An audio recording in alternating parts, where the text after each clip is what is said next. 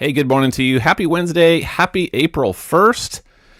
No April Fool's jokes in this forecast. You can trust me on that one. There's just too much information everybody needs to know. That's severe weather season, so I don't got anything in that regard for you today, but I got lots of weather information, stuff you need to know for today, tonight, and Friday night. So getting off some of us to a little bit of a sleepy start this morning. Some thunderstorms rolling through last night. And again, earlier this morning, nothing severe status, but some of us got plenty of rainfall. Here's a look. This is interesting. This is at Cass County. This is at Peculiar in Cass County, where the pavement looks pretty much dry. Look at that. But areas down to the south, we just got some soaking rainfall through here. So let's take a look at how much we have and how much is on the way in with today's forecast as well, which is brought to you gratefully by State Line Group. That would be Kyle Best over in Hume, Missouri. Give him a call. There's the number. Talk about projects big or small, dirt hauling wherever you need it. Rock, dirt, sand, moving the ground you build on. State Line Group of Hume, Missouri, sponsoring 660 Weather. And I have a lot of weather to bring you today, and those guys are helping me do that. Appreciate that very much. So let's take a look at what happened overnight. Actually, this is a radar rain-indicated footprint for the last 24 hours that this has given us. So let's kind of see where we are before we take a look at where we're going. And I'm actually seeing in the immediate area, heaviest rainfall here between Adrian and Butler at 1.5 inches. Again, this is 24-hour cumulative. So you guys can see, just kind of look at the track that things have taken from over in southeast Kansas right on up through west central Missouri, just south of Harrisonville there, and picking up heavier amounts even over here by Urick, Clinton. See how much you guys have over here in Blairstown. Almost 2 inches over there, and it picks up, stays between 1.5 inches and 2 inches as you get over towards Sedalia. So that is where things are this morning. We'll take a look in just a second and see where things are going. But here is your current radar picture right now. We get a little bit of a break. Some heavy storms this morning have pushed off to the east. I think we get a little bit of a break, but the cloud cover looks like it's going to linger around. And that is a big detail that we'll pay attention to as we go through our forecast today.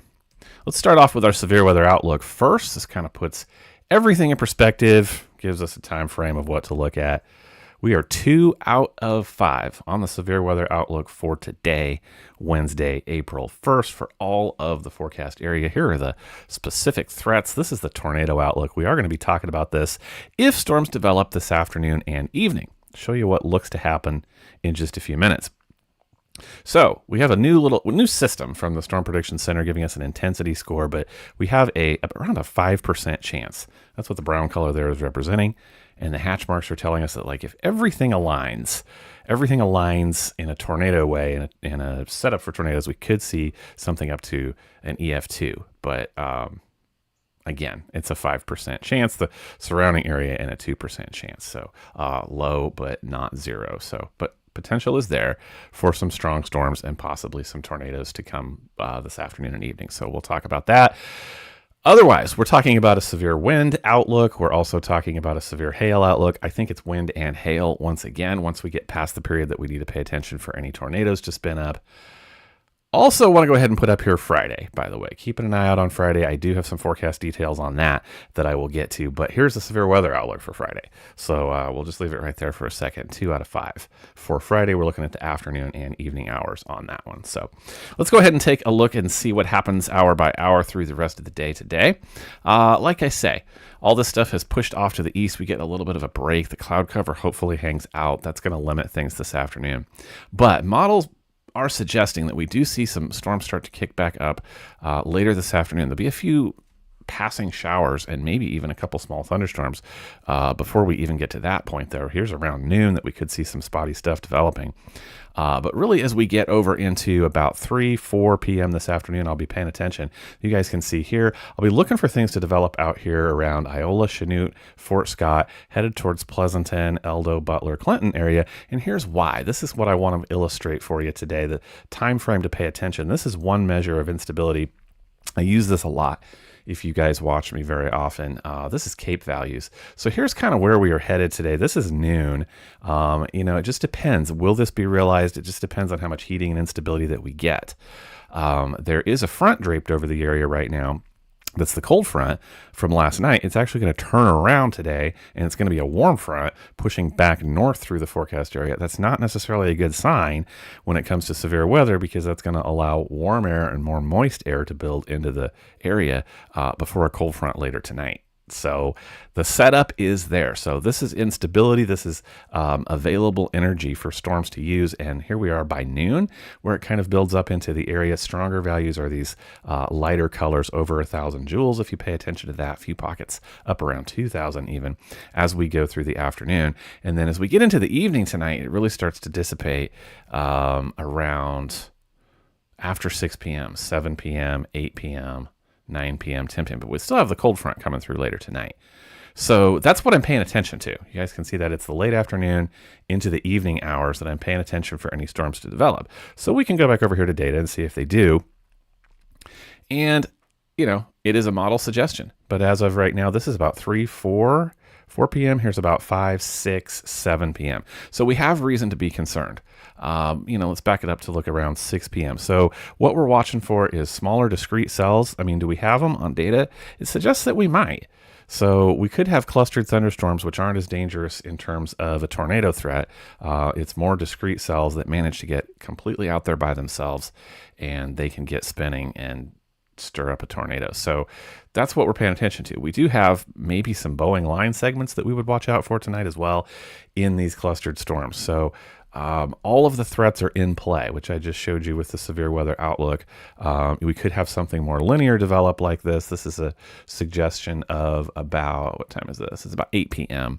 So all the threats are possible. If more linear segments like this develop, then we're talking about strong winds and possibly some hail. We can get small spin up tornadoes as well, but a little bit less likely and hopefully shorter lived. If that is the threat.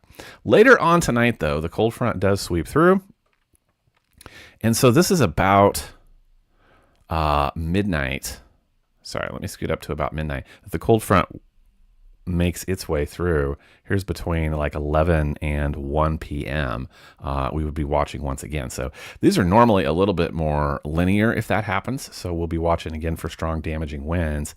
But by this time, it may also not materialize in this way, may not be quite as strong. So either way, we're going to see a long period this evening of overnight rainfall once the severe threat dissipates. And so here I am up to about 4 a.m. tomorrow morning, 5, 6, there you go, 7 a.m.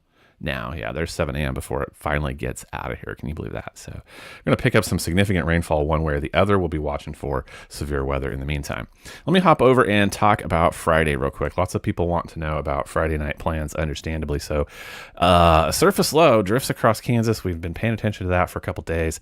I do think it kicks up a line of showers and thunderstorms. I do think there's instability to work with. This is like the 5 to 8 p.m. hour. So I'm going to say 6 to 7 p.m. on Friday evening as of right now. This is what the best data suggests.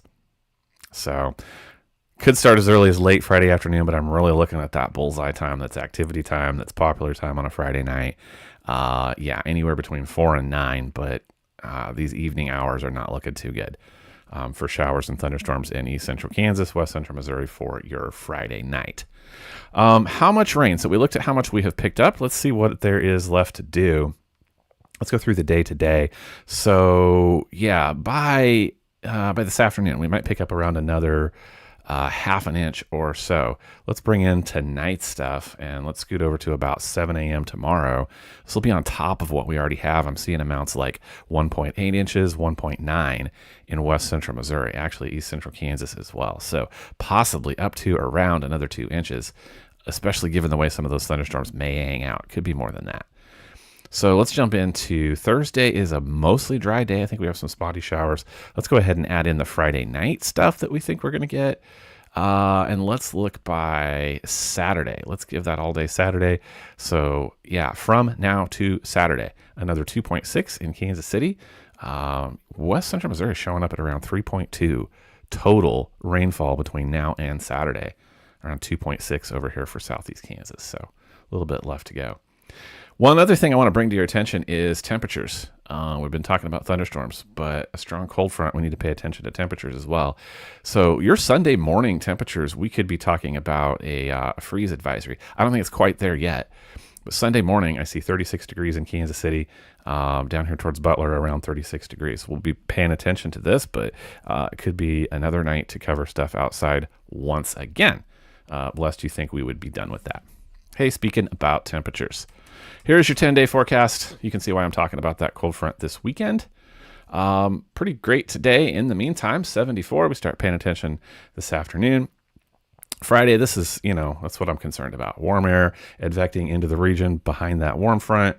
Going to do some damage with the cold front Friday night, dropping us down for a chilly weekend. We'll keep an eye on those Sunday morning temps before we crawl back up to mid-60s and get into some 70s for next week. So I feel like that was a lot. I hope it helps. We'll be paying attention. So I jump on here, live stream anytime there's warnings or there's about to be warnings. You can find these on Facebook and YouTube. And I appreciate you guys joining me and let me know what's going on in your neck of the woods as well. So let me know what you guys have for rain totals today, by the way. I forgot to post about that this morning. So just helps me to verify and know what information to bring you. I hope it helps you. I hope you have a great day. We'll pay attention again this afternoon and evening. Catch you later.